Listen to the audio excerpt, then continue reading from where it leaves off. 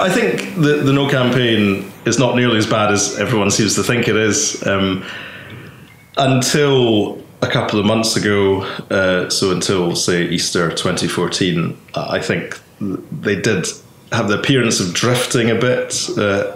Alistair Darling gave the appearance of not being fully engaged in the campaign. He sort of bobbed in and out. There were some strategically questionable moves, a lack of discipline on a certain level because there are too many cooks. You know, the UK government is running a campaign. Within that, there's a Tory campaign and a Lib Dem campaign. You have Better Together in Scotland. Occasionally, there was clear lack of communication. I think in the past few weeks, they have finally got their act together. And I'm thinking in particular of a 10-day period in which you had the leader of the Western world and a potential future leader of the Western world, the Pope and the world's best-selling author all making noises sympathetic to the no side.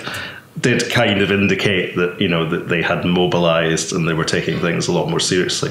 And since then, there has been clearly coordinated activity following, you know, a good old-fashioned political grid with stuff about more powers, you know, nice speeches from the Prime Minister, aircraft carrier launch, and so on and so forth. There's much more activity, it's much more organised, the messaging is much clearer, they've switched to a more positive line, no thanks, rather than just better together. And so, yeah, I think they're in a good place now, they're much more confident, but for a large parts of the past year and a half, they weren't in nearly as good a position.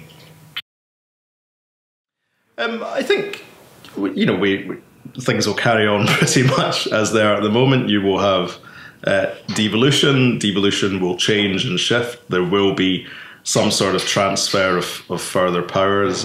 How substantial that is, how quickly it takes place, I think depends on the margin of a no vote. If there is a no vote in September, it depends on the political dynamic, not just in Scotland, but at Westminster. It depends what happens in the general election next year. It depends on lots of things, but I think it's almost beyond dispute that the direction of travel, as has been the case since 1999, is towards further devolution. How sustainable that is a moot point, I think.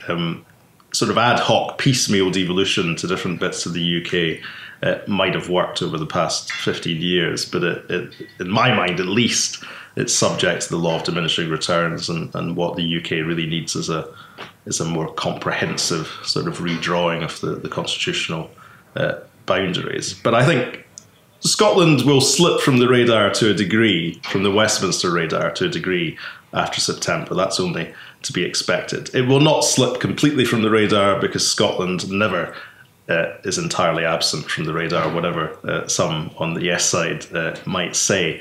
It returns a big chunk of MPs, most of them are Labour. It is important in economic, social, cultural, historical terms, and Westminster does pay attention. The degree of attention varies, and I think it's fair to say it will be slightly less after a no vote than before.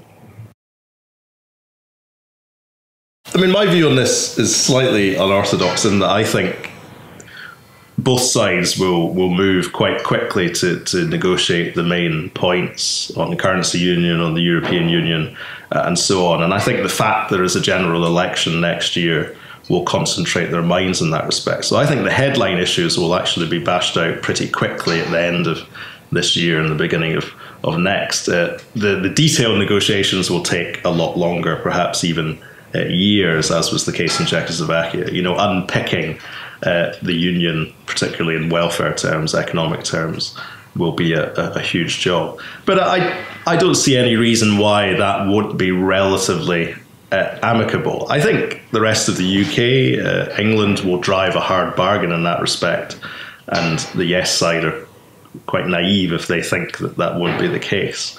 But I think it will go much more smoothly than a lot of people on the no side think.